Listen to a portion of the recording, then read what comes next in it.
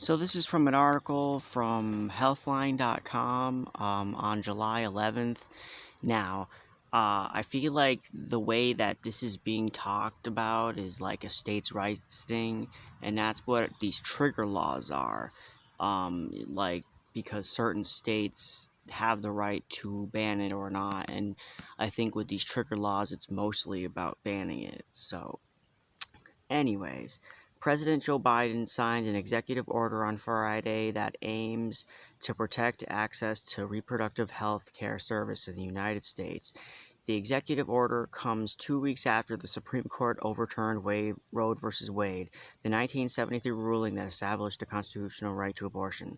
The executive order directs the Secretary of Health and Human Services (HHS) to identify actionable steps to protect and expand access to abortion care, expand education and produce healthcare services, and protect pregnant people and safety and with security, and yeah, to protect them with safety and security. Though the executive order is on an important step to help protect access to abortion care, the president cannot restore the constitutional right to abortion. Oh, right, that's true. He can't necessarily take out Roe versus Wade with an executive order because the Supreme Court pretty much has more power than he does in this case. And the the Democrats could have codified Roe versus Wade since they had all principles in the political landscape to be able to have access to do that. But for some reason they didn't. I imagine it's just moving the goalpost to talk about the issue and having like, you know, kind of like an issue to talk about in the long run. Kind of how Nancy Taylor Greene wouldn't vote on the baby formula shortage um, to work on that because it's just another issue to talk about, or they're just evil. Anyways, the the executive order signals that the president deeply cares about the issues and wants to act about his ability to do his very limited. Uh, yeah, what to know about the executive order? Without Roe, individual states will enact their own abortion policies. Uh, Subsequently, millions of Americans will be prohibited from getting an abortion in their communities. Clinics that offer abortion care services will close, and pregnant people will be forced to travel long distances in access to safe legal care. Um, the executive order, though vague, aims to protect access to a range of reproductive health services. It calls for the administration to consider measures to protect reproductive health, including access to federally approved medicational abortion pills, uh, patient privacy, and legal support for organizations and people seeking abortion access to. I hope when they say abortion pills, they're not talking about Plan B, because that's not an abortion thing. That's before anything even happens of the sort like that, actually.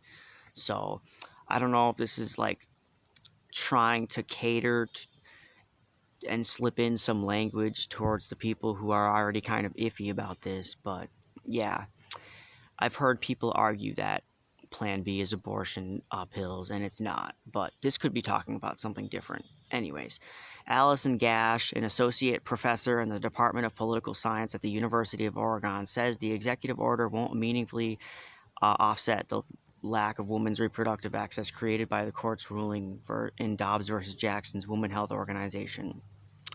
Many of the provisions in the executive order focus on workarounds to abortion policies.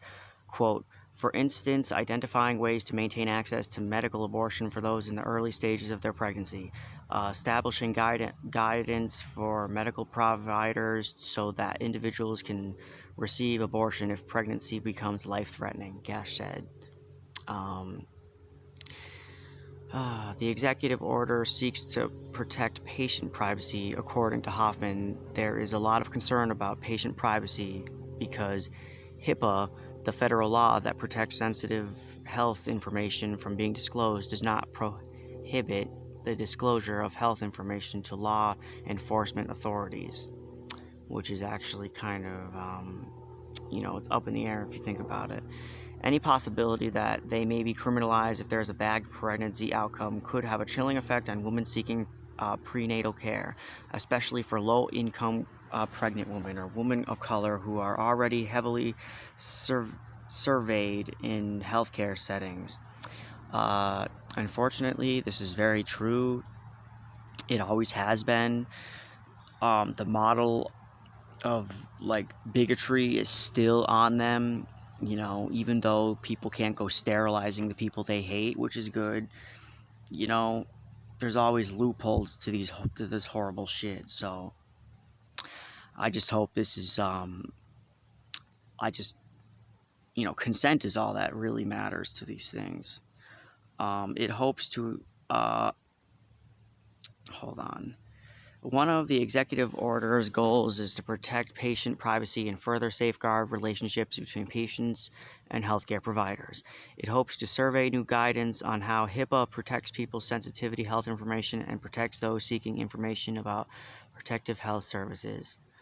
The executive order, again, does not provide any concrete protections. It just asks the chair of the FTC and the HHS secretary to consider actions to protect patient privacy, Hoffman said. All right.